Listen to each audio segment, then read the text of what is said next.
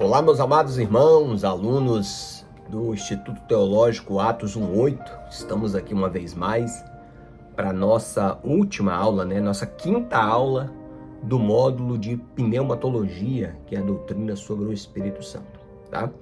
Eu espero que você tenha chegado até aqui, você tenha assistido, as quatro aulas anteriores e também, claro, consultado o seu material, que isso é de suma importância para a compreensão da matéria, ok? Tendo em vista que logo após essa lição aqui, vocês estarão fazendo a avaliação, tá? Para você que faz na versão online, é só você entrar em contato conosco dizendo, olha, eu já assisti todas as aulas e li todo o material, então a gente disponibiliza a prova para você, ok? Meus irmãos, nessa aula, nós vamos falar sobre uma das principais obras que o Espírito Santo opera na vida dos regenerados, na vida dos salvos, que é a obra da santificação. Amém? A nossa aula compreende as páginas, só vou pegar aqui para vocês, a nossa aula compreende as páginas 131 até a página de número 147, tá? Lembrando que aqui apenas eu vou fazer uma exposição do tema, o que eu espero de você, meu caro, meu querido aluno e aluna, é que você consulte o seu material. Outra observação muito interessante é que você possa pesquisar e ler as referências bíblicas que são propostas aí no seu material. Isso é muito importante, tá? A título de introdução, eu quero deixar na primeira carta de Pedro, no capítulo de número 1, no versículo de número 15 e 16, que diz: portanto, se é santo aquele que vos chamou, então sejais santo em toda a vossa maneira de viver, porque está escrito, sejais santo, porque eu sou santo. Daqui a pouco nós vamos falar desse versículo, quando o autor aqui ele faz um paralelo entre a questão da santificação no Antigo Testamento e a santificação no Novo Testamento, ok? Mas vamos lá, tem algumas questões que são relacionadas aí com santificação, irmãos. Veja que, por exemplo, na página 132, ele vai definir o que significa, o termo santificação. Na verdade, a palavra santificar, irmãos, ela tem dois significados, é muito simples de compreender. Na verdade, o que é mais difícil, é viver uma vida de santidade diante do Senhor, porque para isso requer muita renúncia, requer dedicação total a Cristo, requer submissão total à lei do Espírito, e que as inclinações devem ser as inclinações do Espírito, não da carne, enfim. Por isso, mas compreender o significado de santificação não é tão difícil assim. A palavra santificar, tanto no hebraico, hakodesh, como no grego, hugiasmos, significa separar e consagrar. O apóstolo Paulo,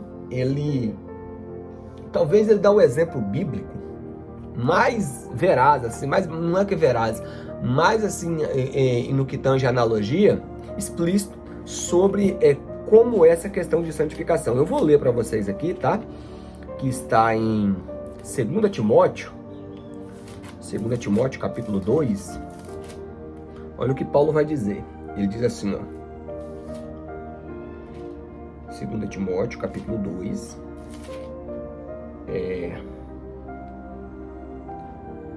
Ele fala assim, a partir do versículo 20. Ora, numa grande casa não há somente vasos de ouro e de prata, mas também de pau e de barro, uns para honra e outros, porém, para desonra.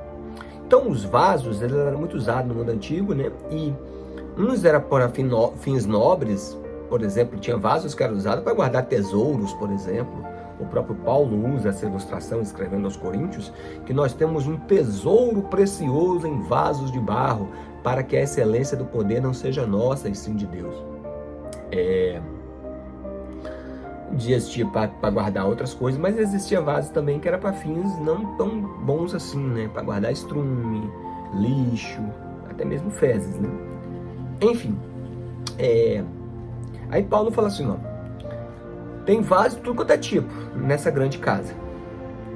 Aí ele fala assim, no versículo 21, de sorte que se alguém se purificar dessas coisas, será vaso de honra, santificado. A palavra santificar aqui está no sentido de separar. Então, santificar significa separar e consagrar. Então, o vaso está lá. Se esse vaso for puro, ele vai ser separado e consagrado exclusivamente para o uso do Senhor. Então, está aí um grande significado da palavra santificação, que significa, literalmente, separar e consagrar. Ok? Meus irmãos, então o Espírito Santo, ele opera eficazmente na tarefa, né, da salvação, né? Na obra da salvação. A tarefa dele na obra da salvação, podemos dividir em 4 partes. Está aí na página 133 do seu material, lá em cima da página, tá? A tarefa do Espírito Santo na presente etapa da história da salvação é quádrupla, que é levar o mundo à convicção, porque é ele que convence o ser humano da justiça, do pecado e do juízo. Segundo, purificar o crente mediante o sangue de Cristo através do novo nascimento, porque é o Espírito Santo que opera a regeneração. E também, terceiro, tornar real na vida do crente o pronunciamento jurídico da justificação, que é através da fé que há em Cristo Jesus. É o ato que Deus nos torna justo, né? Por crermos em Jesus Cristo, o justo justificador. E também a edificação de cada crente. Então, irmãos, na página 133, é mencionado aí a santificação na história da igreja. É o título que está aí na página de número 133. Ele vai falando, por exemplo, lá no penúltimo parágrafo da página 133, ele diz que os primeiros seguidores de Jesus esperavam e pregavam a vinda de Jesus a qualquer momento. Por isso, irmãos, que eles enfatizavam tanto a vida de santidade, porque eles aguardavam o Senhor a qualquer momento. E como o próprio escritor aos Hebreus disse, que sem santidade ninguém verá o Senhor. Então, e nossa geração, irmãos, tem que ser assim também. Nós temos que estar atentos e apercebidos que a vinda do Senhor pode ser a qualquer momento e nós precisamos estar preparados. E não existe maneira melhor de estar preparando do que nós procurarmos viver a cada dia em santidade diante do Senhor, separados do pecado, da imundícia, da malícia e consagrados a Deus. É dessa maneira. Lá na página de número 134, no primeiro parágrafo, ele cita aí os reformadores, tá? Que eles também, né, viam, né, a corrupção ali na igreja romana e eles também, né, enfatizaram muito essa questão da necessidade de se viver uma vida de santidade, tá, irmãos? Teve outro movimento também evangélico, né, 2 movimentos, que está aí no segundo parágrafo da página 134, que foram os pietistas e os metodistas. Também eles estavam muito preocupados com a falta de vitalidade espiritual, né, do seu tempo, né, entre os crentes. E então eles também enfatizavam, né, essa questão da obra da santificação. Inclusive, é de John Wesley, uma célebre frase que é bem interessante, tá? Você pode até pausar o vídeo aí, tá? E anotar no seu material, anota no cantinho, ou lá no final, por exemplo, lá na página de número 148, por exemplo, após a bibliografia, tem um espaço em branco, você pode estar anotando ali, tá? É importante que você anote. Essa frase de John Wesley diz o seguinte: a conversão tira o crente do mundo. A santificação tira o mundo do crente. Vou repetir. A conversão tira o crente do mundo. E a santificação tira o mundo do crente. Então, por isso que eles enfatizavam essa necessidade de se viver uma vida de santidade, tá? Inclusive, John Wesley, ele é citado aí no terceiro parágrafo da página de número 134. E também, no último parágrafo da página 134, houve um movimento chamado Movimento de Santidade, ali por volta entre os séculos XIX e século XX também, via muita também uma espiritualidade muito ofuscada em suas denominações, tá? E adotaram características, né, do metodismo primitivo, ou seja, enfatizando a necessidade que o crente tem de se viver uma vida apartada, né, irmãos, das ideologias, das filosofias mundanas, que são completamente contrárias, né, aos valores eternos da palavra de Deus. E a palavra de Deus, lembrando que ela também é um agente de santificação, tá? O próprio Jesus, ele mencionou e disse: Pai, santifica-os na verdade. A tua palavra é a verdade. Está lá em João, capítulo 17, versículo 17. Meus irmãos,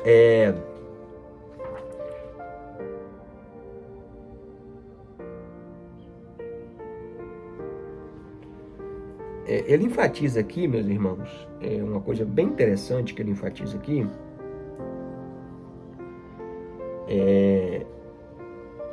na página 134 e também na 135, 3 questões aí relacionadas ao batismo com o Espírito Santo no meio pentecostal. A primeira coisa que ele enfatiza, em primeiro lugar, está lá na página 134, lá embaixo, é que são raros os pentecostais que hoje aceitariam a ideia de estar precisando de renovação espiritual. Tá, irmãos? Porque a gente, eu sou batizado com o Espírito Santo. Então, irmãos, o Espírito Santo, é necessário que ele opere em nós essa renovação espiritual, justamente, irmãos, para a gente não perder as rédeas da situação. É verdade.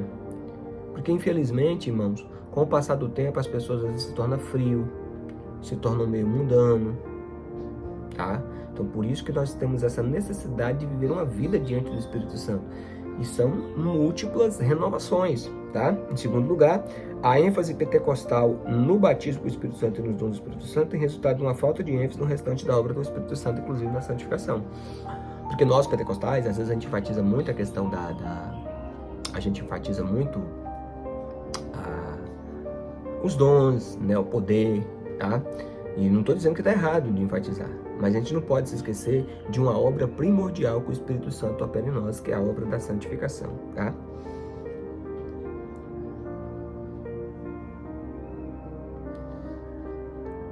E o segundo aqui, tá, irmãos? É justamente para ele fala que parece que nós temos perdido, infelizmente, digamos assim, a noção e o entendimento de o que significa, tá? Padrões de santidade, tá, irmãos? Inclusive, nós vamos falar aqui sobre legalismo, que infelizmente é um equívoco muito grande com relação à santidade. Meus irmãos, na página 136, coloca aí a santificação no Antigo Testamento. A santificação no Antigo Testamento, irmãos, estava baseado, por exemplo, em algumas coisas. Por exemplo, rituais, lavagens, purificações, tá? Eram tidos também como questão de santidade. Mas no que tange ao padrão moral, que esse que é o mais interessante, que agora que eu vou voltar aqui no texto que nós lemos introdutoriamente, Pedro vai dizer assim, né? Se é santo aquele que vos chamou, então sejais santo em toda a vossa maneira de viver. Aí Pedro fala assim, porque está escrito. Irmãos, toda vez que você vê no Novo Testamento a expressão porque está escrito, ou porque a Escritura diz, o autor aí, o escritor, ele está fazendo uma referência ao Antigo Testamento. Então, qual é a referência que Pedro está fazendo aí na sua primeira carta? Ele está fazendo uma referência a Levítico, capítulo 11, versículos 44 a 45, que Deus diz a mesma coisa. Sejais santo, porque eu sou santo. E em que sentido que Deus falou de santidade para esse povo? Era relacionado a questões morais, tá? É tanto que Deus fala, né, que ele ia colocar o povo de Israel na terra, mas não era, olha só que coisa interessante, atenta para isso aqui, não era para Israel imitar o costume dos povos pagãos, que foi, infelizmente, exatamente aquilo que Israel fez, provocando a ira do Senhor. Mas a ordem de Deus foi bem expressa, tá? O motivo pelo qual, por exemplo, os reinos do norte e do sul caíram foi porque eles adotaram os costumes das nações.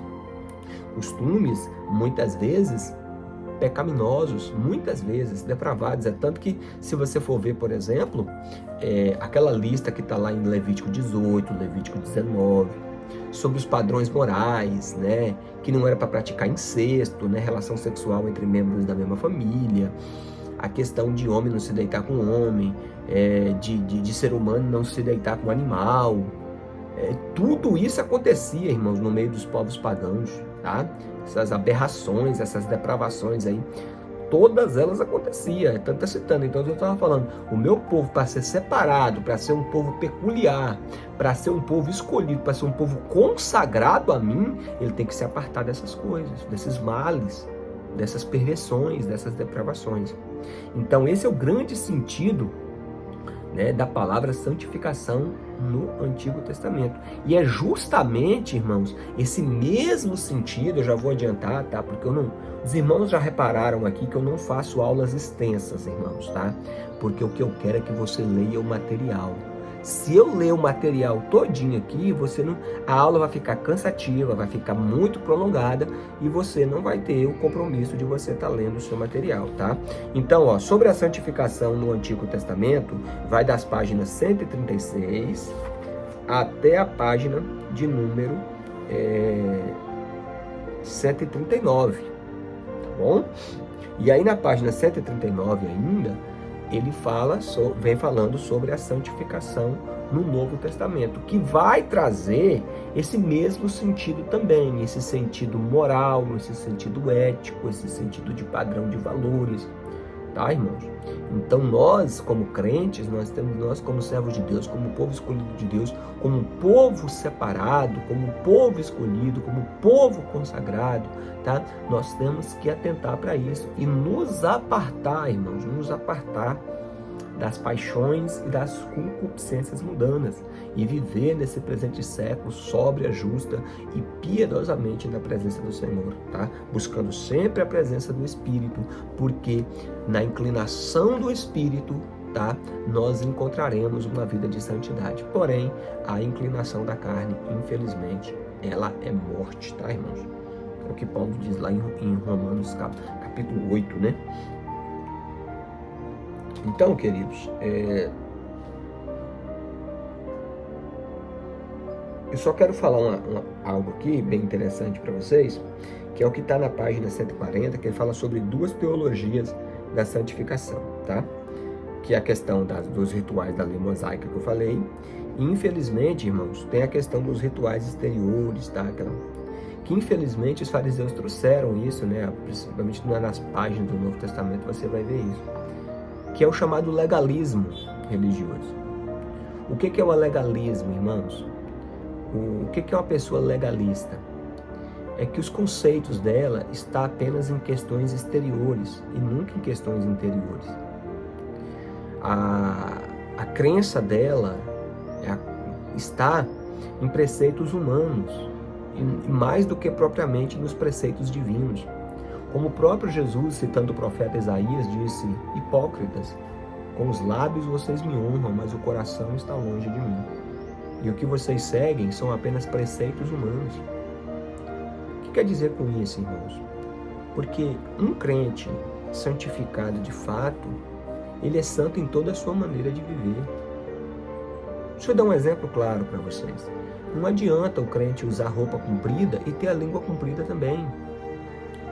Não adianta nós termos atitudes exteriores, não pode usar barba, não pode usar bigode, não pode, essas coisas que a gente vai ver aí. Mas ao mesmo tempo a gente mente, a gente engana, a gente é volúvel, a gente é de ânimo dobre, trata uma pessoa bem na frente e depois fala mal dessa pessoa. Irmãos, nós precisamos entender o sentido de santidade, que tem pessoas que acham que santidade está somente na indumentária, na roupa, por exemplo. Sim, eu concordo plenamente que o modo da pessoa de vestir faz parte, sim, do processo de santificação.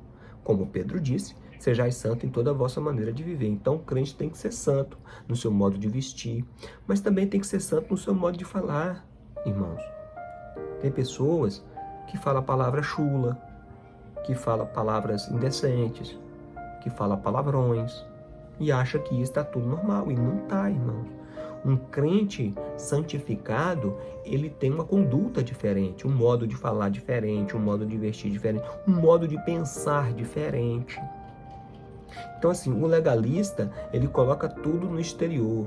Tá? Era a questão dos fariseus, né? E Jesus, eles critica muito eles lá, principalmente no capítulo 23 de Mateus, ao ponto de dizer, olha, por fora vocês são como sepulcros caiados, né? Que eram sepulcros pintados de cal, né? Bonitos. Mas por dentro vocês estão cheios de imundícia, cheios de rapina. Limpa primeiro o interior do prato, mas você só se preocupa com o exterior do prato. Muito forte, né, irmãos? Então, pense nisso. A proposta bíblica, o mandamento bíblico no que tange a santidade é que nós sejamos santos em toda nossa maneira de viver, tá, irmãos? E, assim, só para vocês entenderem, assim, como é que a santificação ela é desenvolvida à luz do Novo Testamento, existem 3 facetas da santificação. A santificação ativa. O que é a santificação ativa? É quando você confessa a Cristo, arrepende dos seus pecados, entrega a sua vida a Jesus, ali você é santificado. Paulo dá um exemplo claro de santificação ativa, irmãos, quando ele escreve a sua primeira carta aos Coríntios, no capítulo de número 6, ele vai falar sobre essa questão de santificação ativa. Ele diz assim, ó, quer ver? Ele vai dizer assim, ó, não sabeis que os injustos não hão de herdar o reino de Deus? Não erreis, nem os devassos, nem os idólatras, nem os adúlteros, nem os efeminados, nem os sodomitas, nem os ladrões, nem os avarentos, nem os bêbados, nem os maldizentes, nem os roubadores herdarão o reino de Deus. Ao versículo 11, o que ele fala? E é o que alguns têm sido, mas haveis sido lavados, mas haveis sido santificados e haveis sido justificados em nome do Senhor Jesus e pelo Espírito do nosso Deus, tá vendo? Então, quando eu me arrependo dessas práticas, entrego a minha vida para Cristo, automaticamente, né, eu sou santificado. Então, é o que nós chamamos de santificação ativa ou posicional. Existe a segunda faceta da santificação, que é a santificação progressiva. E um grande exemplo disso aí, irmãos, lembrando que essas referências que eu estou dando aqui, tá? Você vai anotando aí, você vai conferindo, tá bom? Um grande exemplo de santificação progressiva é o que Paulo escreve aos Filipenses aqui no capítulo 3, que ele vai dizer assim, ó. Ele diz assim, ó. Irmãos, versículo 13 e 14. Irmãos, quanto a mim eu não digo que eu haja alcançado, mas uma coisa eu faço, esquecendo-me das coisas que para trás de mim ficam e avançando para as que estão diante de mim. Prossigo para o alvo, para o prêmio da soberana vocação de Deus que está em Cristo Jesus. E o outro exemplo que eu já citei aqui, Hebreus, capítulo 12, versículo 14. Segui a paz e a santificação, sem a qual ninguém verá a Deus. É seguir os passos, irmãos, tá?